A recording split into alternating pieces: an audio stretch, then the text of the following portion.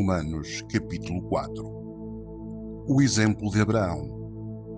Então o que podemos dizer de Abraão, o antepassado da nossa raça? O que foi que ele conseguiu? Se foi por causa das coisas que ele fez que Deus o aceitou, então ele teria motivo para se orgulhar, mas não para se orgulhar diante de Deus. Pois o que as Escrituras Sagradas dizem? Elas dizem: Abraão creu em Deus e por isso Deus o aceitou.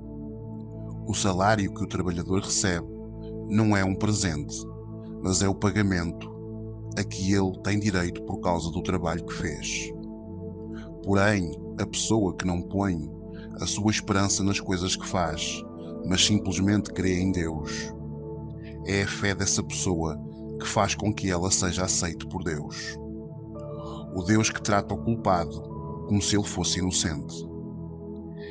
E isso foi o que Davi queria dizer quando falou da felicidade daqueles que Deus aceita sem levar em conta o que eles fazem. Davi disse: feliz aquele cujas maldades Deus perdoa e cujos pecados ele apaga. Feliz aquele que o Senhor não acusa de cometer pecado. Será que essa felicidade que Davi falou existe somente para os não circuncidados? É claro que não. Ela existe também para os que são circuncidados, pois já citamos as Escrituras Sagradas que dizem: Abraão creu em Deus e por isso Deus o aceitou. Quando foi que isso aconteceu? Foi antes ou depois de Abraão ser circuncidado? Foi antes e não depois.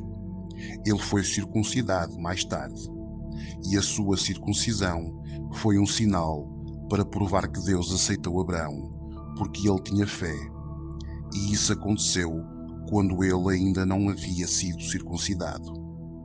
Assim, Abraão é o pai espiritual de todos os que creem em Deus e são aceitos por ele, mesmo que não sejam circuncidados. Ele também é o pai dos que são circuncidados, não apenas porque são circuncidados, mas porque vivem a mesma vida de fé que Abraão, o nosso pai, viveu antes de ter sido circuncidado. Promessa e fé. Deus prometeu a Abraão e aos seus descendentes que o mundo ia pertencer a eles. Essa promessa foi feita não porque Abraão tinha obedecido à lei, mas porque ele havia crido em Deus e havia sido aceito por ele. Pois se aqueles que obedecem à lei vão receber o que Deus prometeu, então a fé é inútil e a promessa de Deus não tem valor. Pois a lei traz o castigo de Deus, mas onde não existe lei, também não existe desobediência à lei. Portanto, a promessa de Deus depende da fé, a fim de que a nossa promessa seja garantida como presente de Deus a todos os descendentes de Abraão. Ela não é somente para os que obedecem à lei, mas também para aqueles que creem em Deus, como Abraão creu, pois ele é o pai espiritual de todos nós. Como dizem as Escrituras Sagradas: eu fiz de você o pai de muitas nações.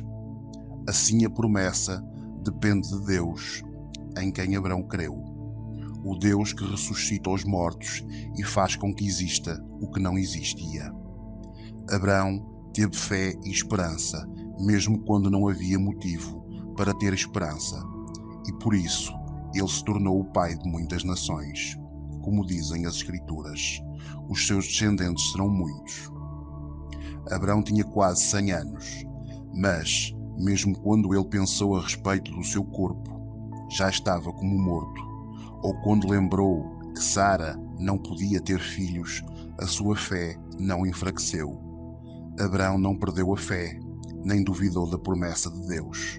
A sua fé o encheu de poder, e ele louvou a Deus, porque tinha toda a certeza de que Deus podia fazer o que havia prometido.